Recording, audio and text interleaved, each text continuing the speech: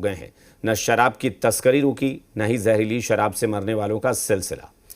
तेजस्वी यादव का आरोप है कि कभी भी सप्लायर और तस्करों को गिरफ्तार नहीं किया गया। किसी भी जिले के एसपी, डीएसपी या बड़े अधिकारी पर कार्रवाई नहीं की गई।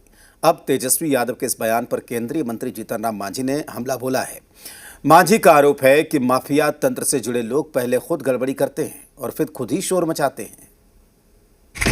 शराबबंदी की नीति के क्रियान्वयन पर घमासान, माफिया को संरक्षण देने के आरोप पर संग्राम।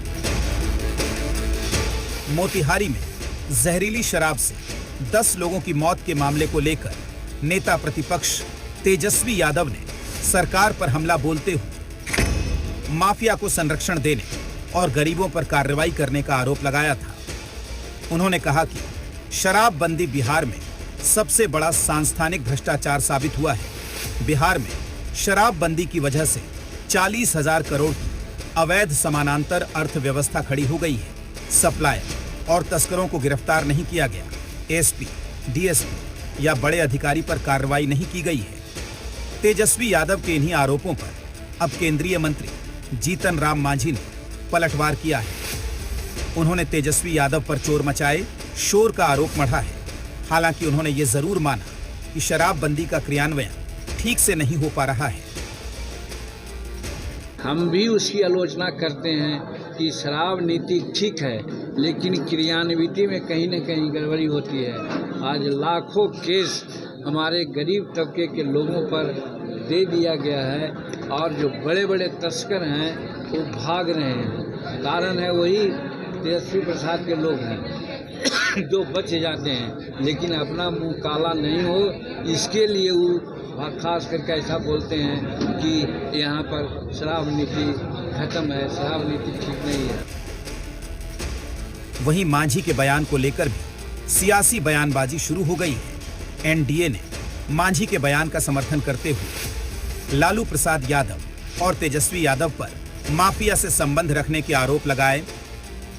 सर, विदित है माननीय जीतन राम मांझी जी ने तो भाषाई रूप से बोला, तो साक्ष्य के रूप में मौजूद है कि कोडरमा में हथकड़ी लगा हुआ आर्थिक अपराधी जो बालू से जिनका व्यवसाय जुड़ा हुआ है, उसके लिए लालू जी और तेजस्वी यादव प्रचार करने के लिए जाते हैं। 90 के दशक में तेजस्वी यादव जी के माता पिता के रीजन में बिहार में लोग स्थापित हो गया था।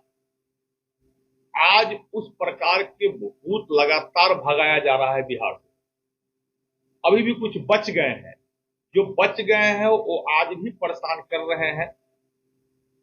तो वैसे भूत भी बहुत जल्दी बिहार से जब बचे खुद भाग जाएंगे। वहीं विपक्ष ने एनडीए के आरोपों को खारिज करते हुए फिर दोहराया कि सत्ता पक्ष ही माफिया को संरक्षण दे रहा है।